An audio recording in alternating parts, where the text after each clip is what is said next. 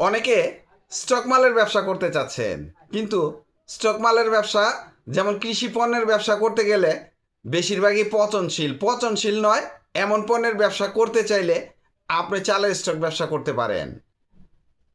চালের স্টক ব্যবসা আমাদের দেশে নিঃসন্দেহে একটি লাভজনক ব্যবসা।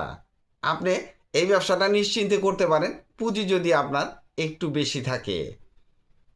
তবে এই ব্যবসা করার আগে শুরুতে আপনি সিজনটা জেনে নেবেন। যেমন নভেম্বর, ডিসেম্বর, জানুয়ারি এবং ফেব্রুয়ারি এই 4 মাস হচ্ছে আমন ধানের সিজন। এই সময় আপনি আমন ধানগুলো কিনে সিদ্ধ করে শুকিয়ে ভাঙিয়ে আপনি আপনার গোডাউনজাত করতে পারেন।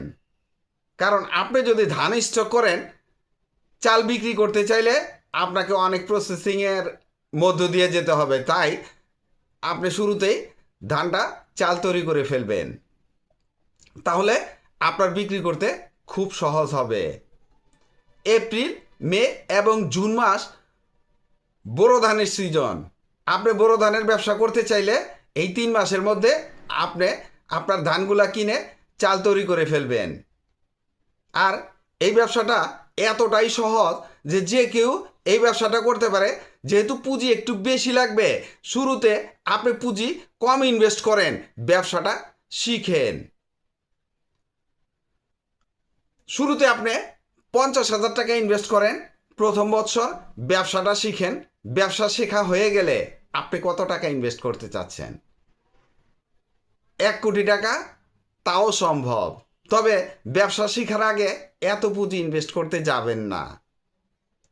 যদি ব্যবসাটা না বোঝেন, মাঝপথে ব্যবসাটা বন্ধ করে দিতে চান, তাহলে শুরুতে আপনি অল্প পুঁজি ইনভেস্ট করে ব্যবসাটা আগে শিখে নেন।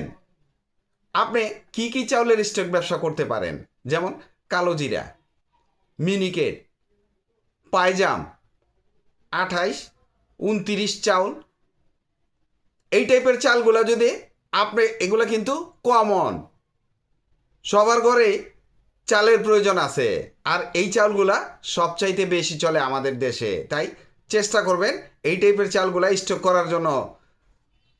যেহেতু আপনি শুরু করবেন, শুরুতেই যদি ধাক্কা খান, তাহলে ব্যবসা আপনার মাঝপথে বন্ধ হয়ে যাবে। ধাক্কা খাওয়া যাবে না। কমন আইটেম নিয়ে ব্যবসা করবেন, অল্প পুঁজি দিয়ে ব্যবসাটা শিখবেন, এরপরে আরামে ব্যবসা করবেন। আপনাকে কেউ বাধা দিবে না। কত টাকা পুঁজি ইনভেস্ট করবেন সেটা পরের ব্যাপার। আপনি চিন্তা করবেন আপনি কত টাকা ইনভেস্ট করে ব্যবসা করতে চাচ্ছেন। আগে তো অন্তত ব্যবসাটা শিখেন। মাল পাবেন কোথায়? আমাদের দেশে সবচাইতে ভালো ধানের চাষ হয় রংপুর, কুড়িগ্রাম, নীলফামারী, দিনাজপুর, বগুড়া, পঞ্চগড়, নাটোর, পাবনা, শেরপুর, ময়মনসিংহ ছাড়াও সারা দেশেই ধানের চাষ হয়। তবে এই সমস্ত জেলা থেকে মাল কিনলে আপনি অনেক কম দামে কিনতে পারবেন। আর কম দামে ধান কিনে সুন্দর করে ভাঙিয়ে আপনি নির্দিষ্ট গোডাউনে রাখবেন। তবে গোডাউনে রাখার আগে পরিচর্যা জানতে হবে। যেমন শুকনা ঠান্ডা বায়ু চলাচল যুক্ত ঘরে যদি রাখতে পারেন, তাহলে আপনার মালটা অনেক দিন স্টকে রাখতে পারবেন।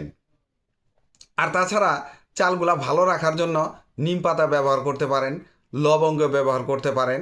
এই সমস্ত পদ্ধতি জেনে বুঝেই আপনি এই চালের ব্যবসা করতে যাবেন। আর চালের উৎসগুলা কোথায়? যেমন স্থানীয় হাট থেকে কিনতে পারেন, সরাসরি কৃষকের কাছ থেকে কিনতে পারেন, আর ধানের চাতাল থেকে কিনতে পারেন। তাদের কাছ থেকে কিনলে দাম একটু বেশি দিতে হবে। সরাসরি কৃষকের কাছ থেকে কিনলে একটু কম দামে মাল পেয়ে যাবেন। চাল বিক্রি করবেন কোথায়?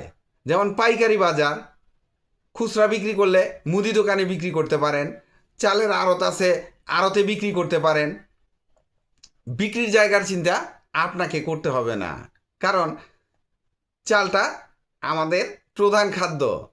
তাই চাল বিক্রির চিন্তা আপনি না করে আগে ব্যবসাটা শিখেন। ব্যবসা করার চিন্তা করেন। আপনি যখন মাল কিনবেন, আপনি যখন আটকে যাবেন, ছাড়ার চিন্তা কিন্তু আপনাকেই করতে হবে।